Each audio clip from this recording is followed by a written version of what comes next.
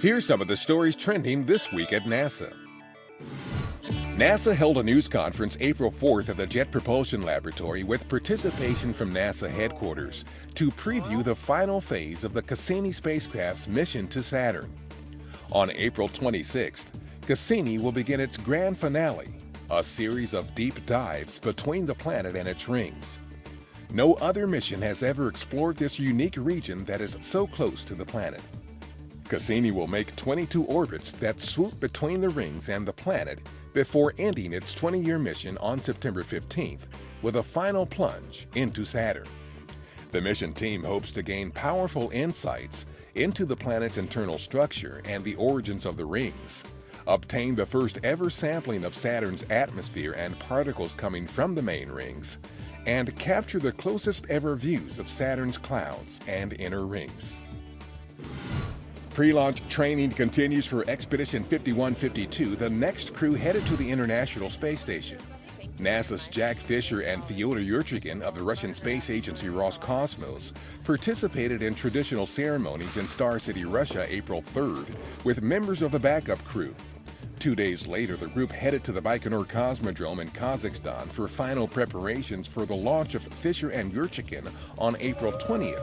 The pair is scheduled to spend 4.5 months on the space station. NASA, Orbital ATK, and United Launch Alliance are now targeting April 18th for the launch of Orbital ATK's 7th contracted commercial resupply services mission to the International Space Station. ULA has developed a plan to resolve an earlier booster hydraulic issue and is moving forward with launch processing. Orbital ATK's Cygnus spacecraft will lift off on an Atlas V rocket from Cape Canaveral Air Force Station in Florida. Cygnus will carry several tons of supplies and experiments to the space station. NASA's acting administrator Robert Lightfoot was in Colorado Springs, Colorado the week of April 3rd. During the trip, Lightfoot visited the facilities of several NASA industry partners. On April 5th, he visited Lockheed Martin, one of the American companies supporting development of NASA's Orion spacecraft. The next day, Lightfoot visited Ball Aerospace, which is working on several NASA missions, including the James Webb Space Telescope, and he visited Sierra Nevada Corporation. Sierra Nevada is developing its Dream Chaser spacecraft to deliver cargo to the International Space Station under NASA's Commercial Resupply Services 2. On April 3rd, NASA announced the winners of its Human Exploration Rover Challenge. Ramon Quinones Medina High School of Yabucoa, Puerto Rico, won first place in the high school division with a time of 4 minutes 12 seconds. The University of Puerto Rico at Humacao, Team 1, won the college-university division with a time of 4 minutes 21 seconds. The annual event, managed by Marshall Space Flight Center, challenges students to design, build, test, and race lightweight and human-powered vehicles, both as a research project while highlighting NASA's commitment to inspiring new generations of scientists, engineers, and explorers.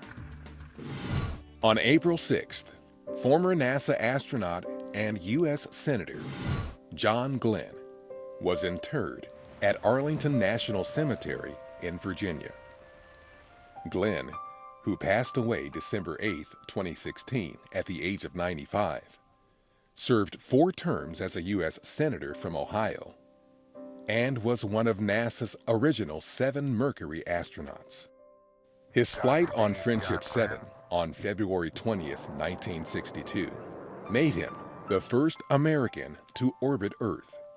The riveting flight united our nation, showed the world that America was a serious contender in the space race with the Soviet Union, and secured for him a unique place in the annals of history. And that's what's up this week at NASA. For more on these and other stories, follow us on social media and visit www.nasa.gov/twan.